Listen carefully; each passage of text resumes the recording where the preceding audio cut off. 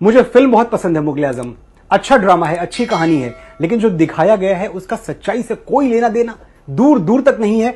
हमारी प्रॉब्लम यह है कि उस जनरेशन से लेकर आज तक जो हमें पर्दे पे दिखा दिया गया, हमने इसको सच मान लिया। हमने कभी इतिहास के पन्ने पलटने की कोशिश नहीं की, हमने द ग्रेट मुगल मान लिया और यह नहीं सोचा कि जिसको हम द ग्रेट मुगल कह रहे हैं ये वही आदमी है जो आगरा के किले के सामने मीना बाजार लगवाता था और लड़कियां जाके पसंद करता था, अपने हरम में भेजता था।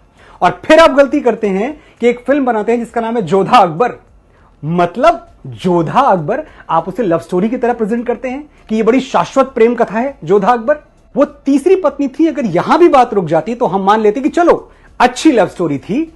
तीसरी पत्नी के साथ अकबर ने जिंदगी भर शादी का पवित्र बंधन निभा दिया। जोधाबाई के बाद 9 शादियां की हैं। कुछ इतिहासकार ये भी मानते हैं कि तकरीबन 36 शादियां की थी अकबर ने। ये कौन सी मोहब्बत थी?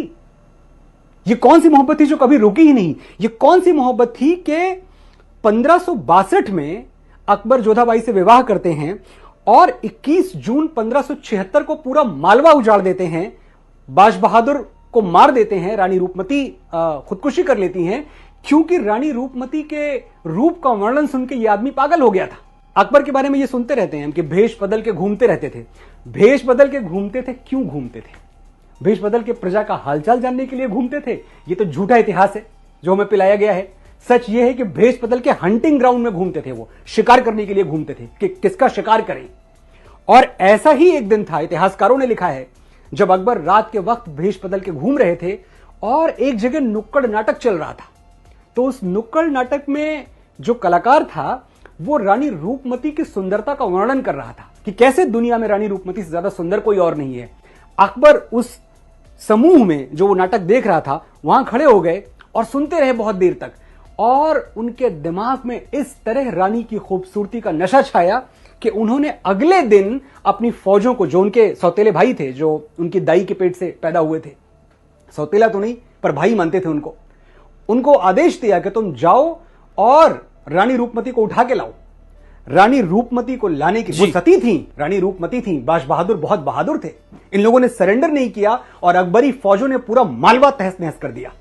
वो मालवा जो साहित्य का, संगीत का, लिटरेचर का, अदब का गढ़ था, जहां कोई बुराई ही नहीं थी। मैं ये कह दूं, अगर एक जो परफेक्ट स्टेट होता है, परफेक्ट ऑर्डर में स्टेट होता है, मालवा ऐसी जगह थी।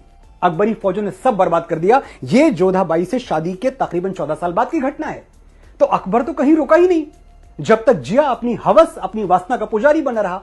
आप उसे मेरा हीरो ना बताएं, आपने आज तक बताया, मैंने आज तक मान लिया, अब मैं नहीं मानूंगा। अब मैं जाग चुका हूं और मेरे साथ करोड़ों हिंदुस्तानी जाग चुके हैं। जब हमें बताया जाता है कि हम इतने साल मुगलों के गुलाम रहे, अरे ये तो जो सिलेबस में पढ़ाया गया है वो झूठ है। हमें कभी यह क्यों नहीं पढ़ाया गया कि हमीर सिंह ने, महाराजा हमीर सिंह ने मोहम्मद बिन तुगलक को 6 महीने बंदी बना के रखा? ये चैप्टर में कहां है? कौन सी टेक्स्ट बुक में यह पाठ है? हमें क्यों नहीं बताया गया कि महाराणा कुंभा ने खिलजी को महीनों कैद में रखा? हमें क्यों नहीं बताया गया कि महाराणा सांगा ने दिल्ली के सुल्तान इब्राहिम लोदी को खटोली के युद्ध में पराजित किया और बुरी तरह पराजित किया? हमें 7वीं सदी क्यों नहीं गिनवाई जाती, जब बप्पा रावल ने मोहम्मद बिन कासिम को ईरान तक दौड़ा दौड़ा के मारा था? ये सब हमें नहीं पढ़ाया जाता। हमें तो पढ़ाया जाता है कि भारत में मुगलों का राज था, जबकि उनकी सल्तनत तो भारत की सल्तनत नहीं थी, दिल्ली सल्तनत थी। यानी कुल मिलाकर दिल्ली के इर्द गिर्द राज करते थे। अगर आप महाराष्ट्र की तरफ देखें तो छत्रपति शिवाजी महाराज का डंका बज रहा था, उनकी तलवारों के आगे किसी की मजाल नहीं थी आके खड़ा हो जाए। अगर आप साउथ की तरफ जाएं तो वहां की एम्पायर जो थी, जो वहां के राजा थे, वो बड़े मजबूत थे। राजस्थान कभी ये पूरी तरह ले ही नहीं पाए, गुजरात की तरफ ये पहुंचे ही नहीं। हम कहां की बात कर रहे हैं? क्या मजाक है ये? कौन सी सल्तनत और कौन सा मुगल साम्राज्य?